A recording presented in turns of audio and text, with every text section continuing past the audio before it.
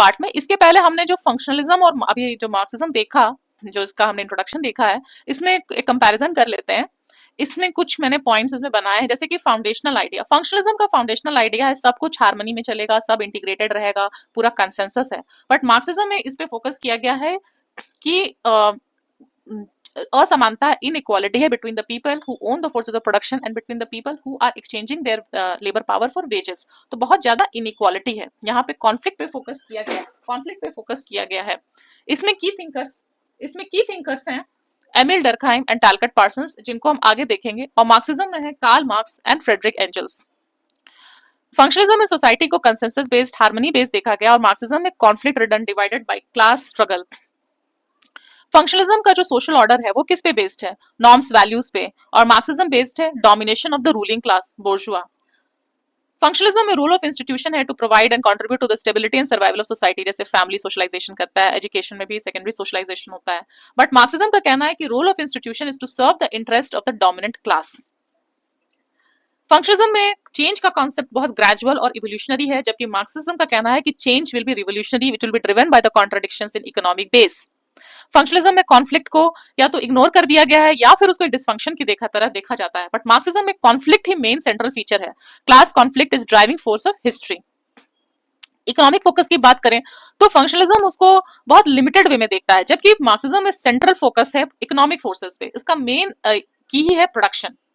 Inequality, view inequality functionalism functional या necessary के form में देखता है, जबकि मार्क्सिज्म में inequality is seen as exploitative and unjust. यहाँ पे थोड़ा सा रुक जाते हैं। इनइक्वालिटी इज फंक्शनल नेसेसरी जो फंक्शनलिज्म में बोला गया है, ये role allocation and meritocracy, Davis and Moore के दिए हुए थीसिस से हम समझ सकते हैं।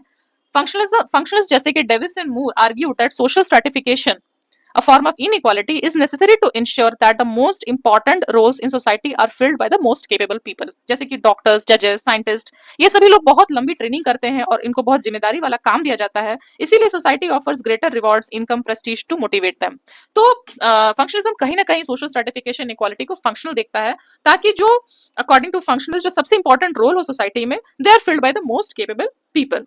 जबकि मार्क्सिस्ट इसको कंप्लीटली एक्सप्लॉयटेटिव और अनजस्ट वे में देखते हैं।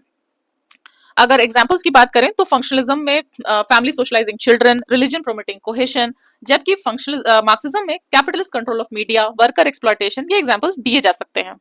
कॉन्सेप्ट ऑफ स्ट्रक्चर में फंक्शनलिज्म में, जैसा हमने पिछले वीडियोस में भी देखा था, कि स्ट्रक्चर पैटर्न और recurrent and based on norms, roles and values, जबकि यहाँ जब स्ट्रक्चर हम देखें तो इकोनॉमिक बेस की बात हो रही है, forces of production plus relations of production. Functionalism social relationships को कैसे देखता है? वो देखता है कि social relationships are structured through norms and values, again pattern and recurrent वाला कॉन्सेप्ट है।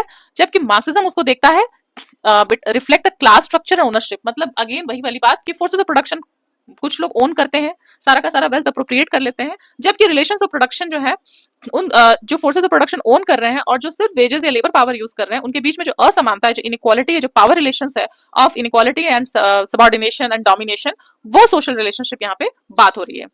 और फंक्शनलिज्म में इंटीग्रेशन का मेथड जो है वैल्यू कंसेंसस, यहाँ पे हम सब ने सहमति कर ली कुछ वैल्यूज बहुत इंपॉर्टेंट है और हम सब मिलकर उस वैल्यूज को फॉलो करते हैं, इससे इंटीग्रेशन आता है।